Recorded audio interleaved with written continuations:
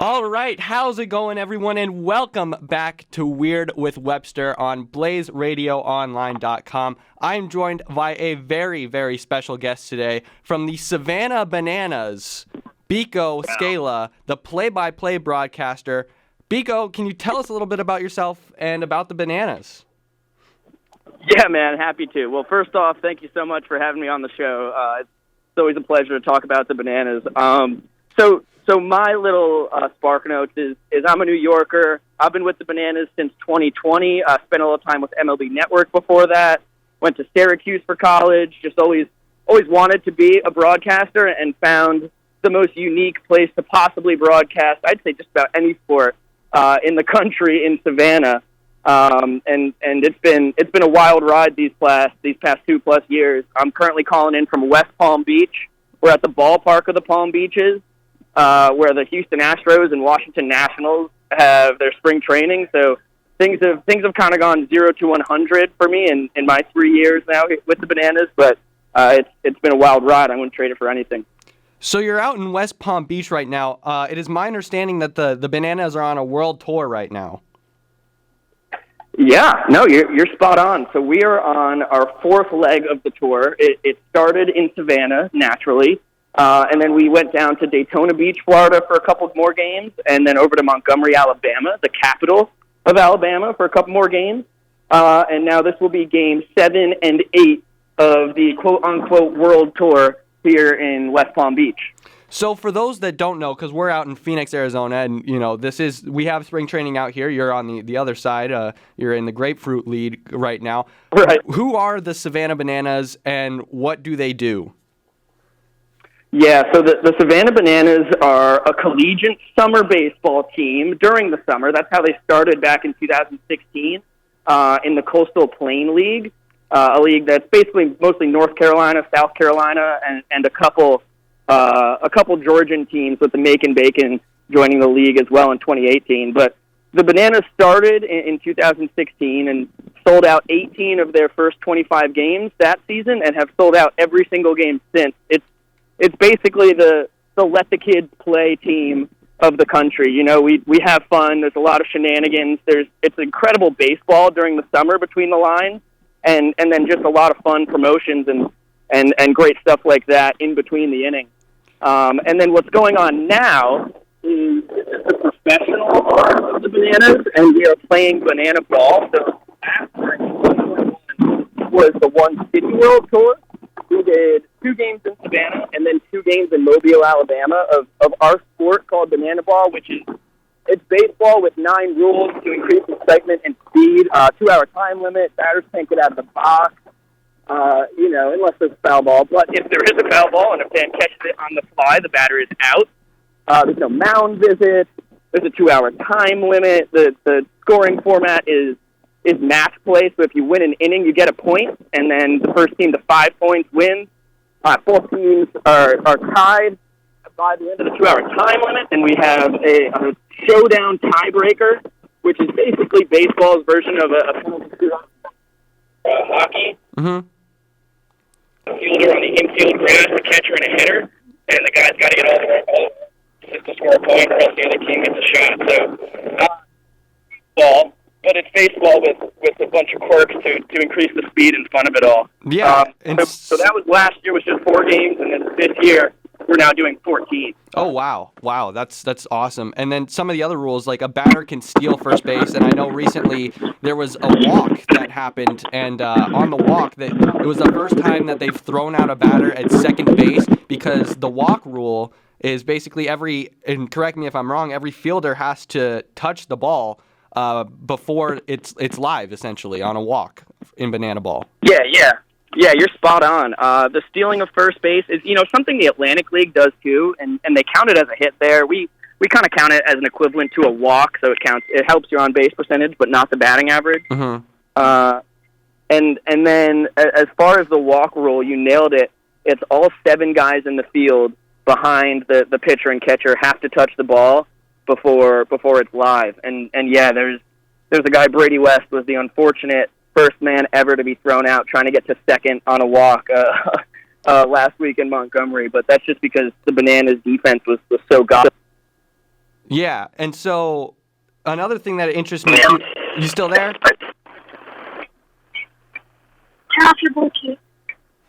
All right, so we might be having a little bit of technical difficulties. Biko, can you still hear me?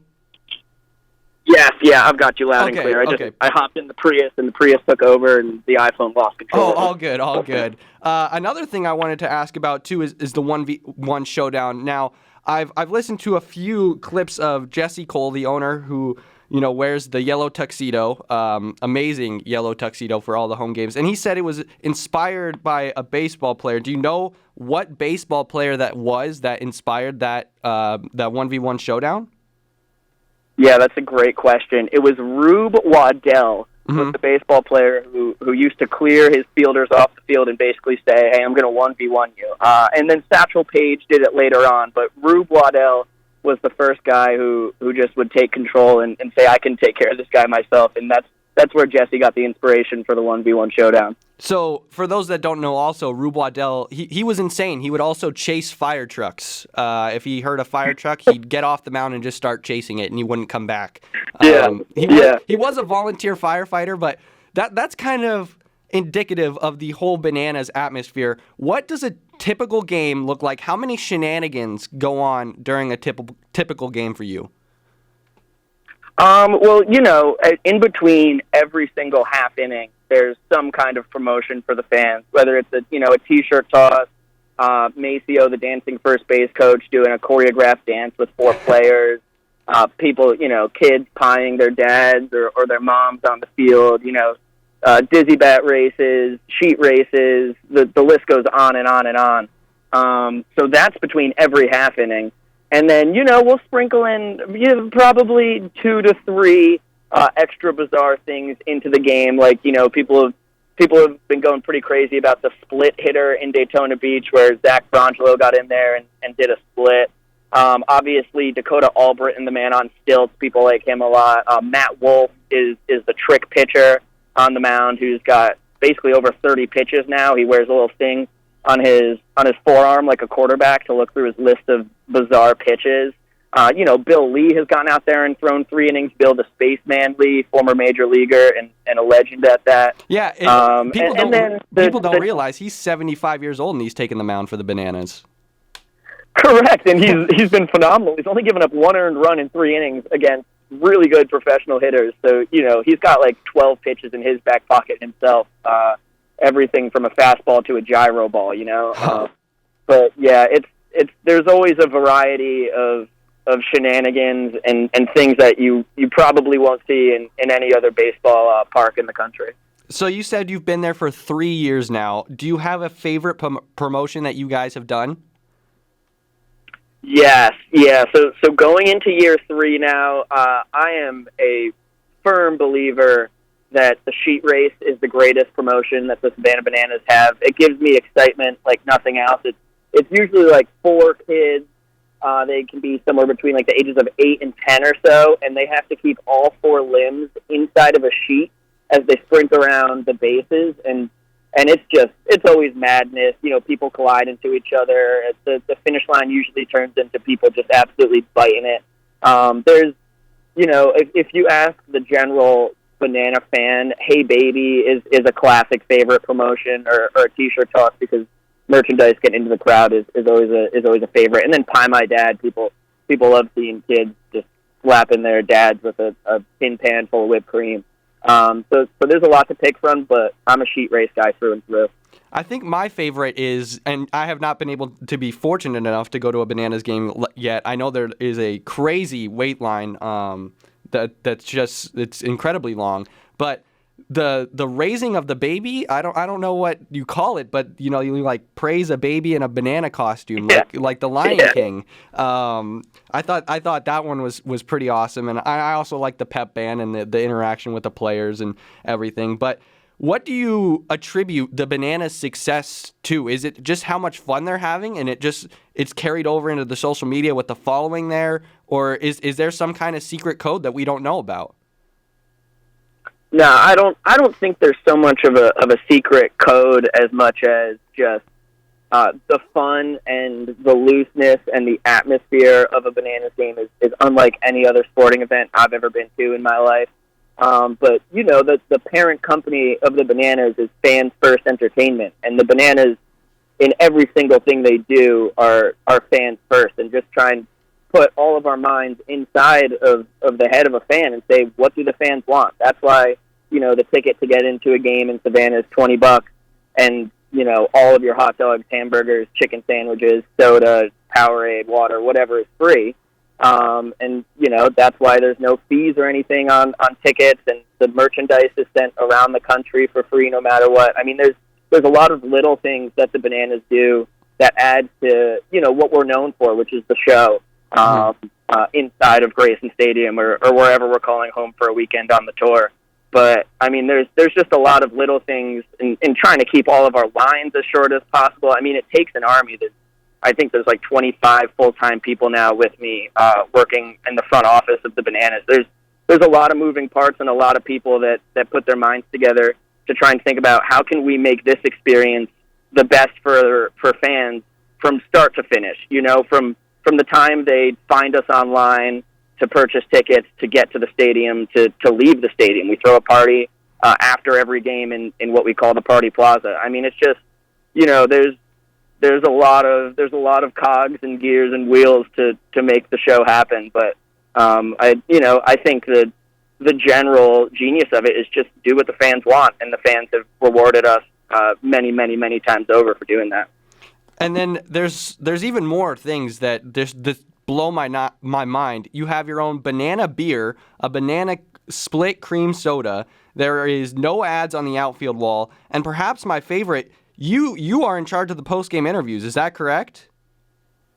Yes, yeah. The no ads was something that started in 2020, right before the pandemic. Crazy timing there, but it's funny. I can't imagine Grayson Stadium with ads. Being a guy who also, when the ads left, I came. There's a lot of people that put their minds together to make the post-game interviews as interesting and creative and unique as possible. And then, I just end up being the guy in front of the camera for them. But, some of the ideas are mine. Most of them come from other people throughout our creative team or any part of the office or family members of people who think of something, like I said, it takes an army. So I gotta ask, I saw this video, and you were interviewing yourself. One of you was dressed in Bananas gear. I think you had an at bat, and the other half of you was just wearing Bananas underwear. How crazy was that for you? Yeah, it was definitely unique. It's the first and only time that I've interviewed myself. I did have an at bat. That was my second at bat in my Bananas broadcasting career. I'm 0 for 2 with a ground out to short and a ground out to first on a couple breaking balls. So that's been one of the key things in the off season is I'm trying to figure out how to hit a pitch that's spinning. I have not figured that one out really yet. But the interviewing myself, unfortunately, one of the key things that me and my producer and videographer for that Ripe Rundown, Nick Freeman, forgot is that I was supposed to throw an AirPod in when I was then asking the questions, or when I was then answering the questions, whatever, vice versa. And we had forgotten the AirPods, so we just couldn't figure out what the key was that we were missing. Like, we were like, how are we gonna physically do this? So then we ended up, Nick just basically was trying to time it up. He was watching the video off screen and telling me when to start and stop talking.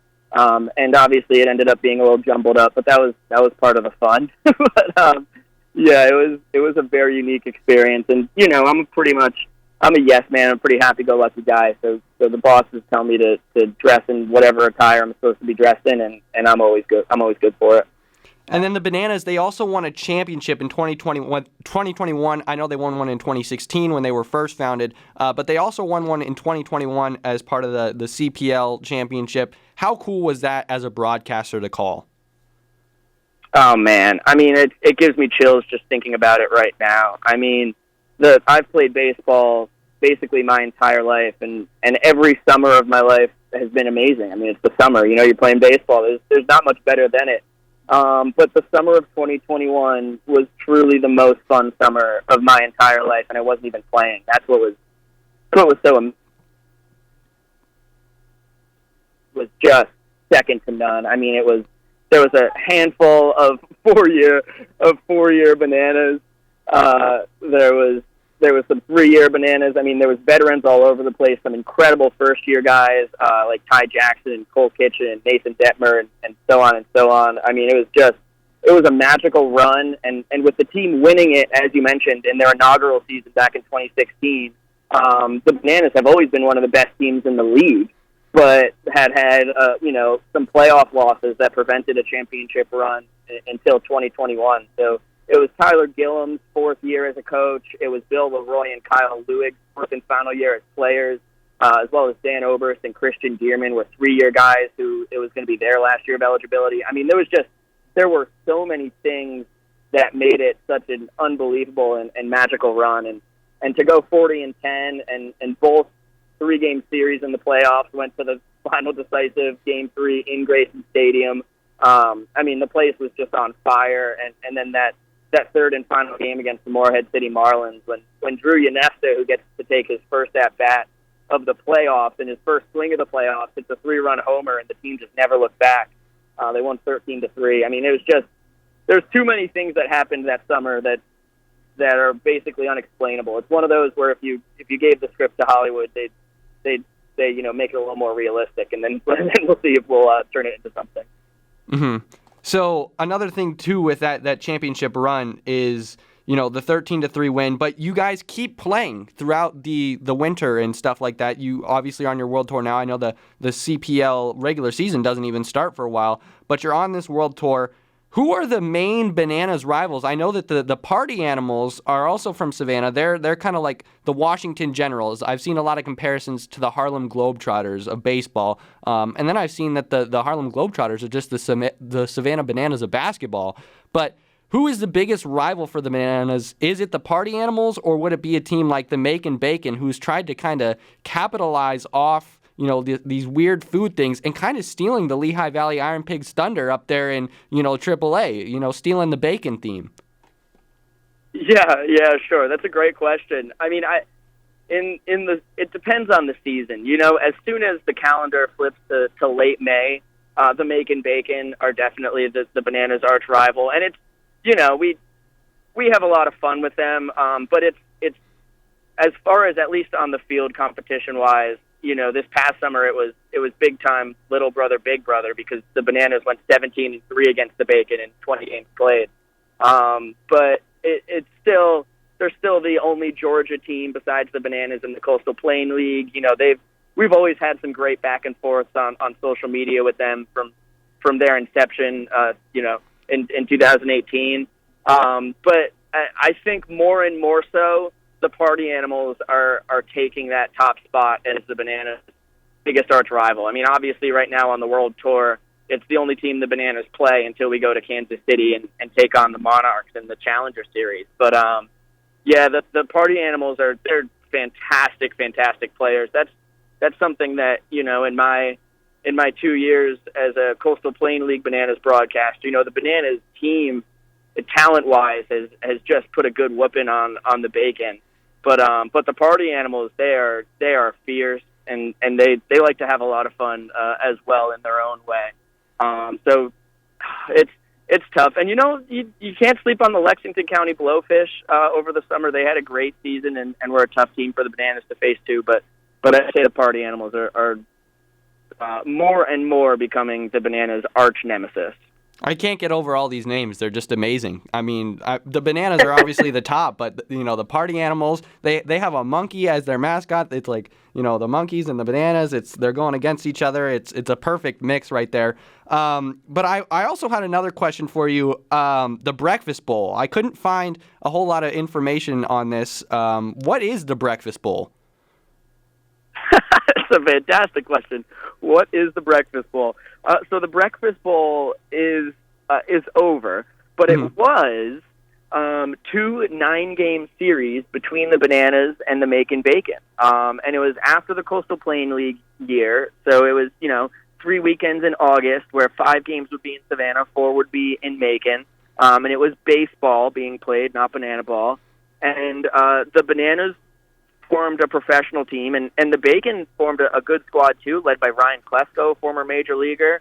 But the Bananas in both years just utterly dominated the Breakfast Bowl. It was back-to-back 7-2 performances for the Bananas. And Barry Aldridge, coordinator of baseball operations for the Bananas, who's formerly he was an original an intern back in 2016, guy who's been with the organization since the beginning. He's the guy who puts in the most work of crafting these unique Bananas teams. Whether it's these world tour teams, the Bananas and the Party Animals, or the Breakfast Bowl Bananas team. So he's been really proud of the talent that the Bananas have and just how well they play in those 2 Breakfast Bowls. But this summer, after the Coastal Plain League season, there'll be 6 games against the Party Animals.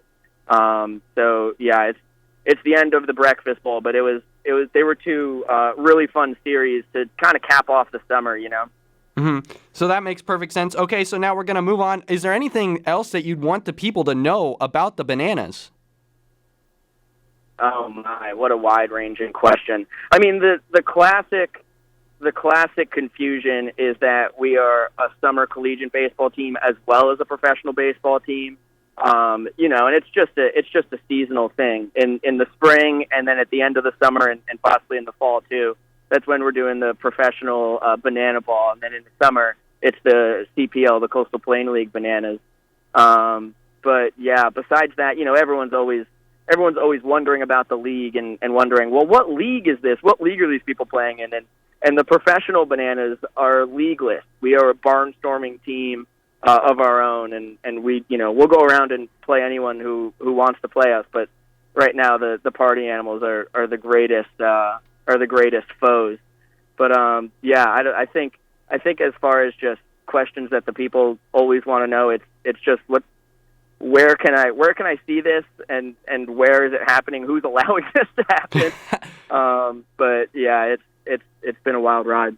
That is the perfect answer for anyone who wanted to know what the Bananas are. So now I do a segment every time on Weird with Webster called On This Date, and it'll lead today to the trivia question. You said you worked for MLB Network, so I have absolutely no doubt that you are going to get this one.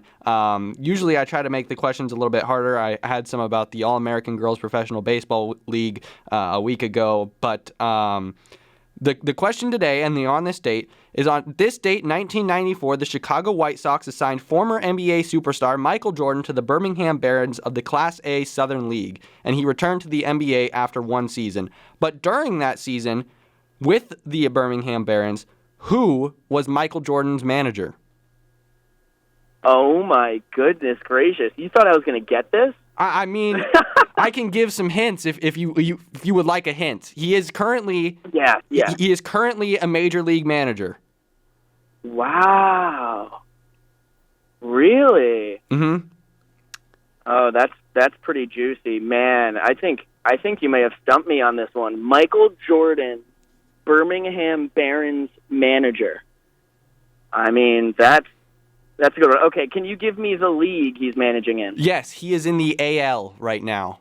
An AL manager, okay. I'll give you the division if you want, because I don't think it'll even. I mean, that'll narrow it down to the 5 teams, but it'll still, it might throw you off with one of the other teams in that division. It's the I would love the division. Okay, the AL Central. Central. Oh my goodness. Interesting. Okay. It might. Oh my. There's a few different routes to go here. I'm going to go with Terry Francona, though. That is correct. Terry Francona is correct. Terry Francona was Michael Jordan's manager with the Birmingham Barons. It's a great story, and he's talked about it at length. He said he has some memorabilia back at his house. He has like a cast of Michael Jordan's hand, I think. But it's pretty insane that he's come to this professional level, and he had to basically manage a a very subpar baseball player, but a very, very good basketball player. So that is correct. Terry Francona was the right answer, the current manager of the Cleveland Guardians. Yeah, I mean, what would be the ultimate Bananas trivia question? Oh my, the ultimate Bananas trivia question. Well, first off, I have to thank you for a couple hints there, Webster, because I don't think I was going to get Terry without it. But that's a really good tidbit. I'm gonna have to do a little more research on that and see what kind of stories Tito has, because anytime he talks, I'm always interested in listening. The ultimate Bananas question. Oh man, as far as trivia goes, there's a few good ones. I mean, who is the Bananas all-time steals leader for a summer? That's a good one. That's Cade Marlowe, who back in 2018 just swiped an unreal amount of bags. He's currently in the Mariners organization, a fantastic ball player. So that's getting into the nitty-gritty of it. I mean, the innings leader all-time of the Bananas, I can give you a shot on that because he's a household name if anybody knows the Bananas. Ooh, okay. I'm honestly, I don't know. I don't think I'll know this one. I can tell you that the mascot's name is Split, but that's about the best trivia question I got there for the Bananas. But you got me. I'll take that. You got me. I'm stumped. It's Kyle Lewig, the 4-year Banana. So there's your there's your legendary Bananas trivia question. All right. Well, that's awesome. I mean, we might have to take one of these questions, and I'll maybe use it next week for the trivia question. So that is going to do it with us. Thank you so much, Biko, for joining me today. Have a great time out there in Florida. Enjoy the Nationals out there. I know you're playing in that stadium, and go Bananas. Yes, thank you so much, Webster. I appreciate the time. And if anybody wants to watch these broadcasts, I know basically the entire World Tour is sold out, but if anybody wants to watch the games, all they have to do is check out the Bananas YouTube page, and we'll be live at 6 p.m. Eastern Time on Friday night tomorrow, and then it'll be a little noon Eastern Time start on Saturday for a little day game, the only day game of the World Tour. But Webster, I really appreciate the time, man. This was a lot of fun. Yeah, thank you, and we will see you all next week. Sounds great. Hello, Jackson Webster here, local Blaze Radio specialty show hoster and sports enthusiast. Are you bored from 2 to 2:30 every Thursday? Are you constantly wondering why there's no shows about sports history and facts that you can use in your articles and broadcasts? Well, you're in luck. There is Weird with Webster. Finally, there's a show that covers all your sports history needs, from the 1925 Chicago Cardinals to the time an MLB pitcher got struck by lightning. Learn the stories that will make you the historian in the newsroom. This semester, learn sports history with Webster. So tune in to BlazeRadioOnline.com on Thursdays from 2 to 2:30. See you then.